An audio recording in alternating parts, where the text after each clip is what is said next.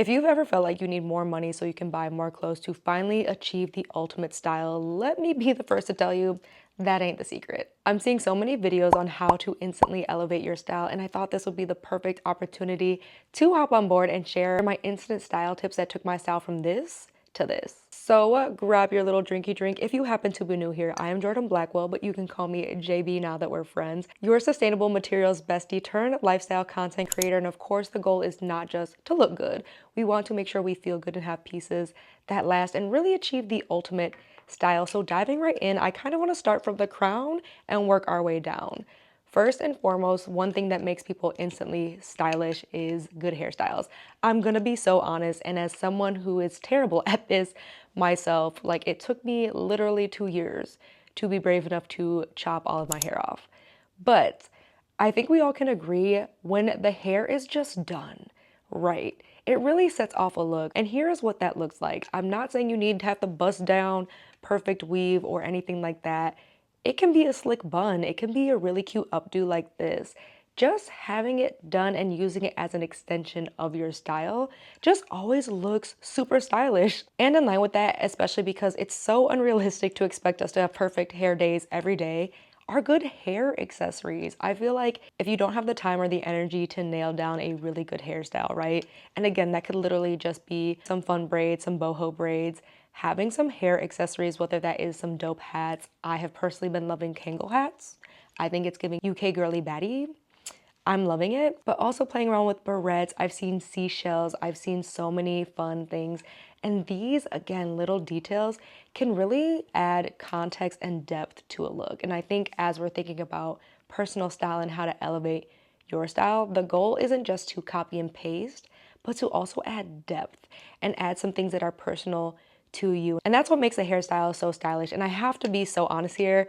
Black girls are the blueprint, aren't they? Because I feel like every time I see an amazing hairstyle, I know it originated with us. I'm gonna be 1,000% honest. And I think we do that so well. Working our way down, another thing that makes you instantly stylish is the right accessories when it comes to jewelry. Now, this is where I may differ from other people, but I think the louder the better. Argue with somebody else. And I'm not saying that everything needs to be loud, right? But think about the outfits that have truly looked immaculate. She probably has like the dopest ear stack, right? Like so good. Or just some really good statement earrings. Or they have an amazing necklace stack. Like how many times have you tried to layer your necklaces to look like this?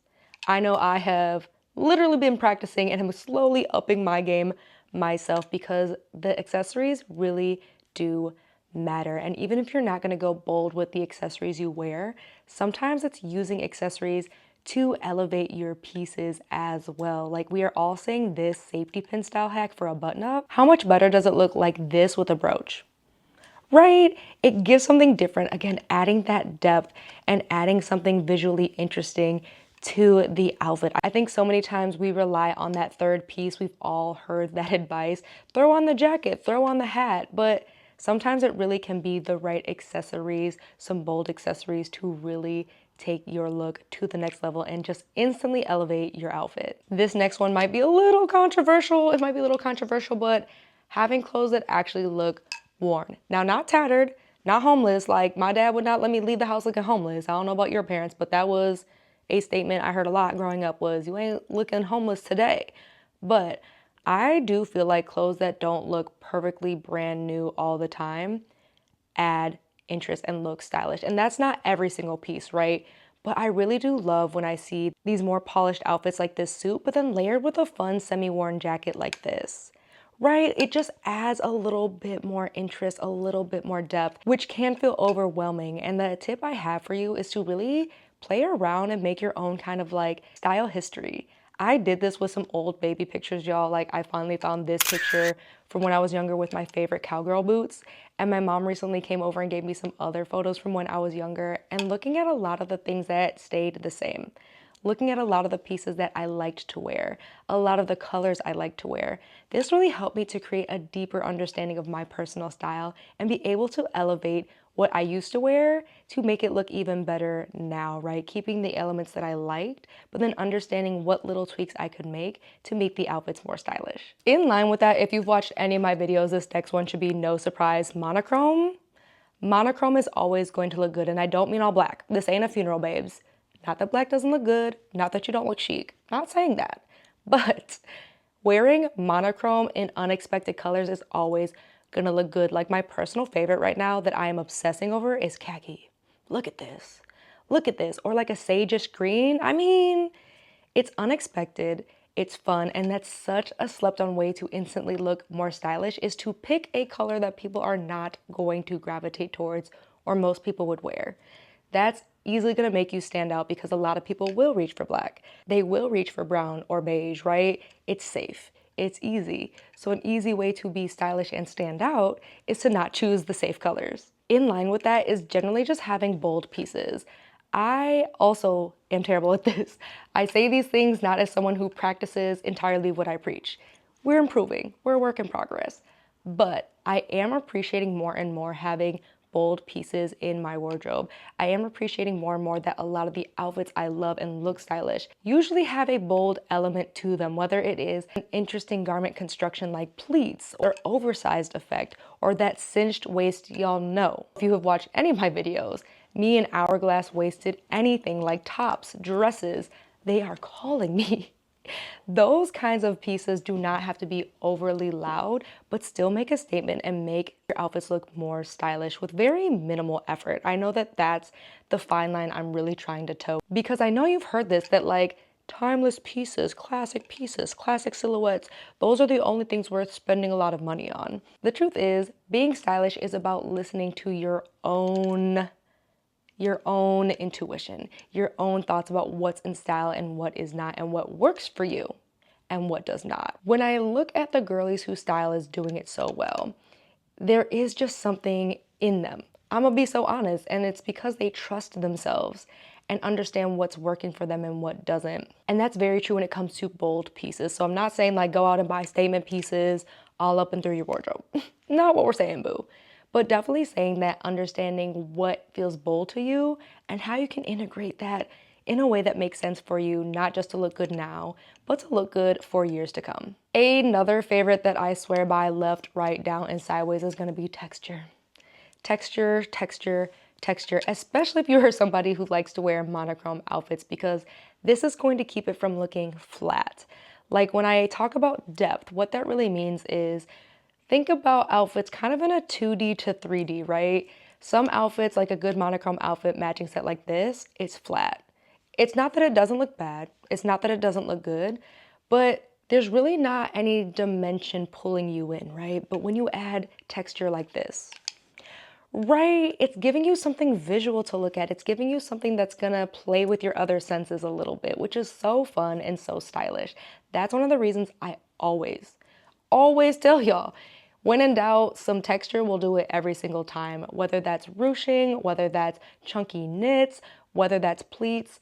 It just adds so much interest and so much style. Again, minimal effort, maximum impact. Like, texture is the way to do that every single time, especially when you understand how to mix the textures as well. Leading me into layering. This is a skill. I'm gonna be so honest, and it's a skill that I am working on a little bit better, because the hard part about layering is taking into account your vertical proportions. We often hear about our body shape in terms of horizontal, right? I'm pear shaped, I'm triangle shaped, I'm apple shaped.